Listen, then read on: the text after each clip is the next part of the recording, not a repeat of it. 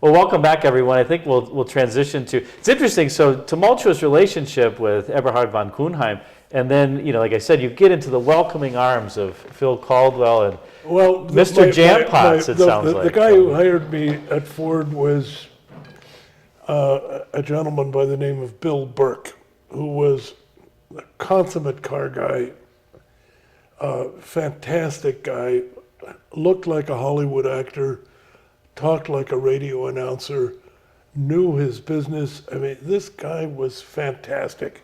He was also somewhat immature, highly critical of his superiors, and he's another case like me. If he had kept his mouth shut a little bit more, he would have wound up as CEO of the Ford Motor Company, but he didn't. And he left and he became CEO of Reynolds Aluminum and finished on a good career as a CEO. He died prematurely because he was a 3-pack-a-day smoker, which partly accounted for his radio announcer voice. So the guy I knew was Bill Burke. Got it. But he was head of international operations at the time, so he was a couple of levels removed from where I would be. And I was left to deal with people in between, not all of whom were as open-minded and as cosmopolitan and as far-seeing as and as funny and frankly as intelligent as he was. Interesting. And it's amazing as I read through the chapter on Icons and Idiots about Phil Caldwell and the other one on Red Polling. They seemed like they were individuals who had some really interesting idiosyncrasies. I'll say appropriating jam pots and Malvern water and I mean, it's almost a borderline insanity. How does and everybody knew it? I'd be someplace like some new chauffeur that I'd never had before, and we'd be driving along, and the chauffeur would say, "I had the pleasure of driving Mr. Caldwell the other day." I said, "Oh, that's nice." Then be crashing silence again. I said, "Okay, tell me your story." How do folks like that, get to that level, become the eventual senior executive? Well, because his performance was good. I always point out in Icons and Idiots, these guys were not bad performers. They were crazy in a way, and they made life miserable for their subordinates, and they were irrational at times, but their business acumen was okay. And I would say in the case of Red Polling, he wasn't sufficiently customer-oriented, and he wasn't product-oriented, but he was a brilliant finance guy. I mean, nothing could get by him. And his ability at financial analysis was beyond anything I've ever seen. So these guys had brilliant skill sets. And Phil Caldwell was smooth, polished, urbane, had a certain gravitas about him, which greatly impressed Henry Ford II, who liked executives who dressed well, looked good, sounded good, and in that respect, Phil Caldwell was the real deal. And one thing that never happened at Ford is nobody ever went around all these people to Henry Ford and said, "Let me tell you what this guy is really like." And I think that would have been a fatal move. Likely, yeah. Interesting. So, and it's interesting you say it too, because every picture I see of Henry Ford II, it seems like he's wearing finely tailored clothes that are slightly rumpled or not well pressed or something. He was more the British elegance than American elegance. American elegance is beautifully tailored and everything's wonderfully pressed, clean shirt. British elegance is everything looks a little worn. It's beautifully tailored, but it's a little worn and it looks like it's been in the family for a long time. That's what makes it elegant. And Henry Ford was more in that direction. Everything was expensive, but it was all slightly messed up. Interesting. And at Ford, you had the Sierra, obviously, that was replaced the beloved Taunus and Taunus Cortina. Exactly. And what was the thought process there? I mean, it was the world was transitioning to front-wheel drive, transverse. Yeah, that was the problem. And it was a liftback, too. Well, the problem was everybody was transitioning to front-wheel drive for weight savings and fuel efficiency. And we looked at the bill of taking Taunus Cortina to front-wheel drive, and it was, at the time, $450 million. In today's terms, $4.5 billion. And it just wasn't in the capital budget. And Red Polling said, we're just not going to spend that. I said, but General Motors just did on the new Cavalier is all front-wheel drive. Volkswagen's all front-wheel drive. He says, don't tell me your sad story. You don't have the 450 million. I said, okay, so what else do we do? So at that time, Patrick Lekimmel, later chief designer at Renault and had a brilliant career, still in touch with him, by the way, great guy, started doing these aerodynamic models.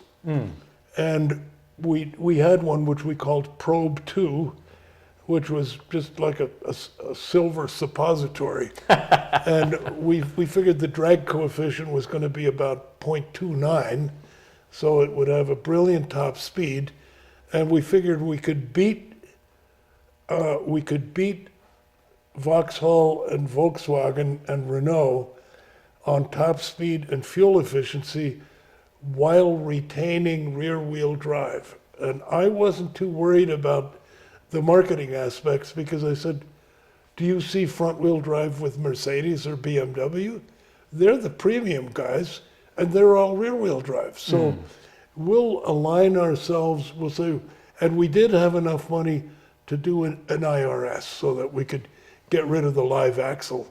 And we got a good IRS system that was inspired by the BMW 3 Series IRS system. So basically our chassis was very similar to a BMW 3. And that aerodynamic body, unusual as it was, especially for the British public at first, proved to be highly efficient and did the job. And it was so far ahead of its time. It's interesting, national cultures. The Germans saw it as a modern-day reincarnation of the aerodynamic Autobahn cars of the late 30s and embraced it immediately. The French did the same thing. They saw it was smooth, shapely, slippery. French loved it immediately. Italians had no problems with it. The Brits looked at it and said, what the hell is this? Where's my old car? Yeah, the angular one. Where's my old car? And it had a difficult start in the UK, which kind of caused everybody to panic because it was the bread and butter of Ford of Britain. But it ultimately took off, and it was stylistically so far ahead of its time that body survived with no major changes for 11 years. Wow. Which is almost unheard of in the modern industry. That's amazing. So it definitely made money. Now equaled by the Tesla Model S. That's another time. Yeah. So after, I guess you got a bit disenchanted with Ford then. In 1986, you landed at Chrysler by way of Lee Iacocca, basically. Yeah. And what were your thoughts? I think back to the product portfolio of Chrysler in 1986, where I think, what did the automotive press used to say, that it's like somebody fell asleep with their key on, or the head on the K key or something, right? It was... Well, Chrysler was operating on a financial shoestring, and they couldn't afford different architectures for different cars. So they just kept taking that same K car architecture, and sometimes it was the same length for a lot of the cars. Other times they'd lengthen it a little bit, like for the Dodge Dynasty, and then they made it really long for the New Yorker and Imperial. Oh, that Imperial. Oh yeah. Yes. Man, what a mess that was.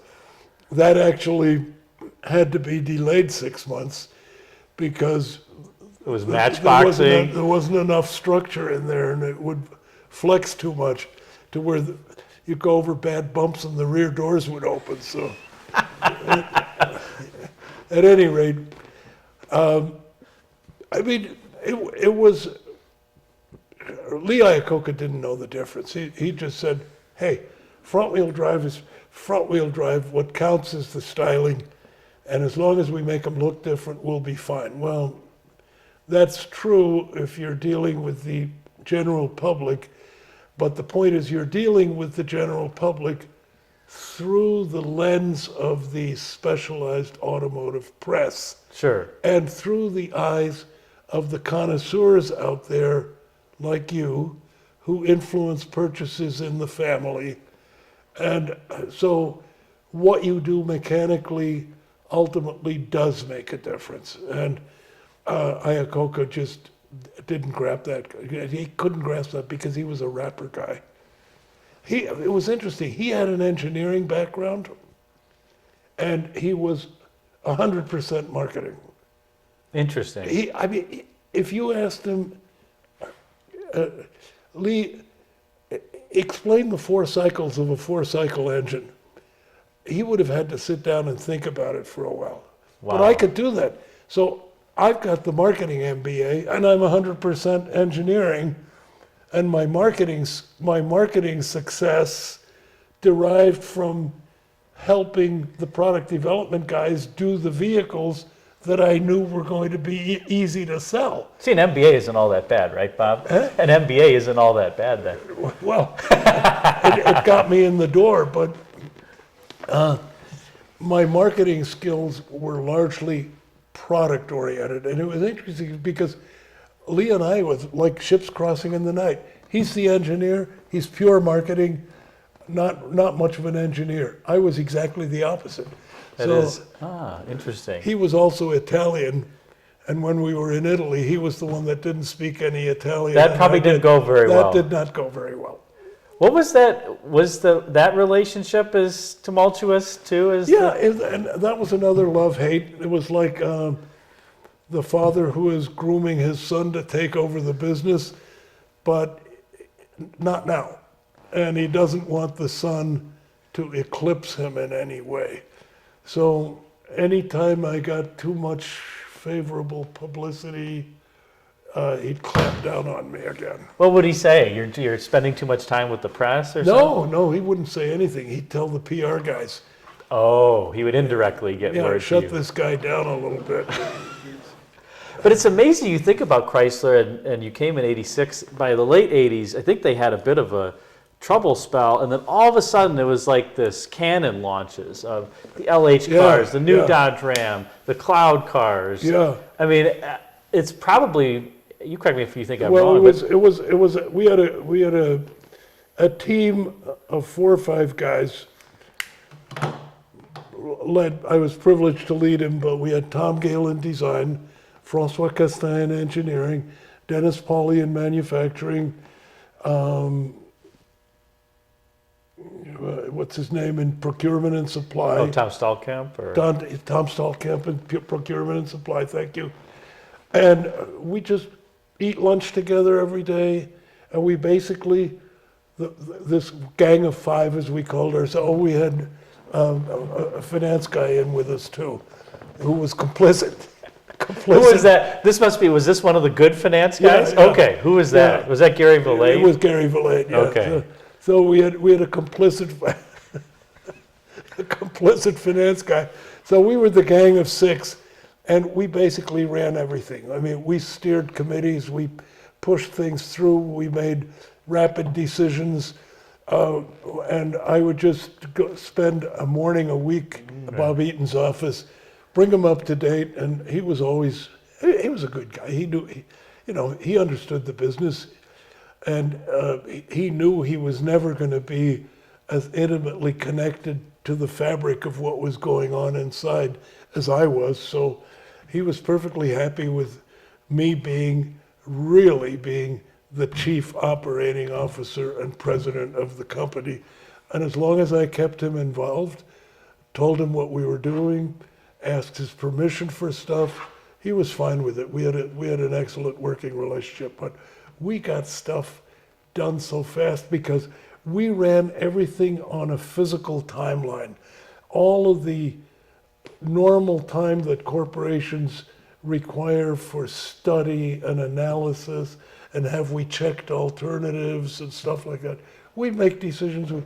We'd look at the Dodge Durango. How soon can we get this into production? Well, it depends. Can we use the Dakota front end up through the windshield? Oh yeah, let's do that. There's no reason not to. Fine, okay, that saves a lot.